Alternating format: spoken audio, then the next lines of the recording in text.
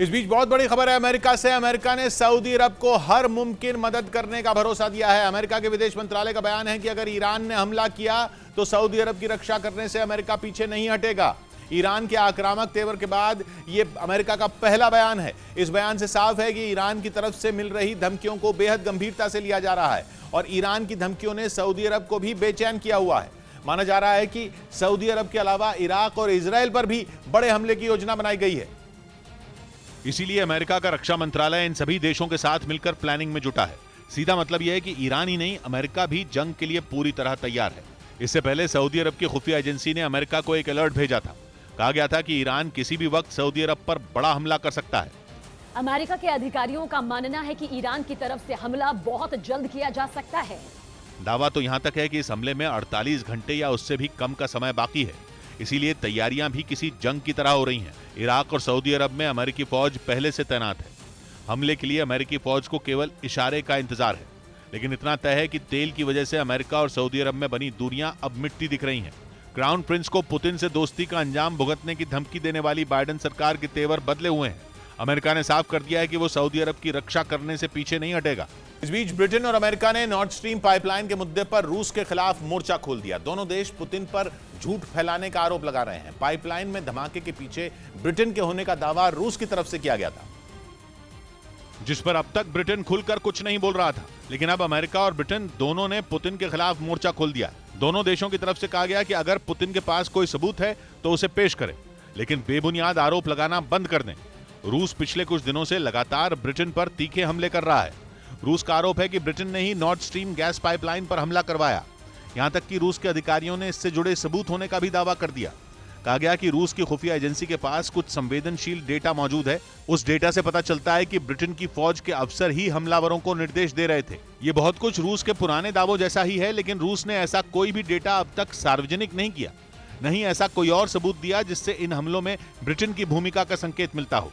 हालांकि ब्रिटेन के गुस्से की वजह केवल यही दावे नहीं है, बल्कि लिज ट्रस से जुड़ी एक ऐसी खबर है जिसने ब्रिटेन और अमेरिका दोनों को बेचैन किया हुआ है।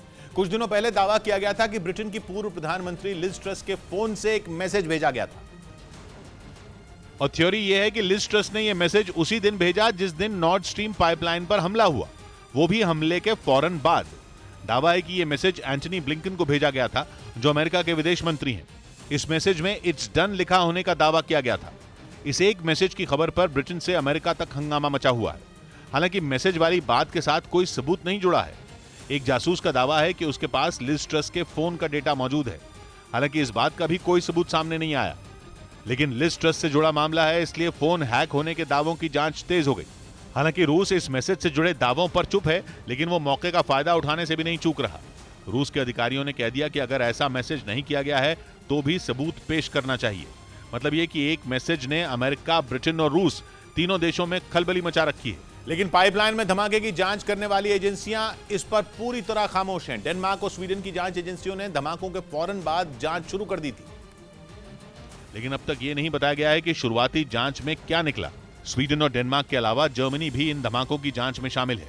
लेकिन तीनों देश नॉर्थ स्ट्रीम पाइपलाइन में धमाकों पर कुछ भी बोलने को तैयार नहीं है। पहले ब्रिटिश मीडिया ने दावा किया था कि धमाका पाइपलाइन के अंदर से किया गया था। मतलब ये कि विस्फोटक पाइपलाइन के अंदर पहुंचाए गए थे। इसी वजह से पाइपलाइन की मरम्मत करने वाली कंपनी पर सवाल उठने लगे थे। लेकिन इन खबरों पर भी जांच एजेंसियों ने कोई बयान नहीं दिया। इसीलिए जांच एजेंसियों की खामोशी के कारण इस हमले की पहेली और उलझती जा रही है।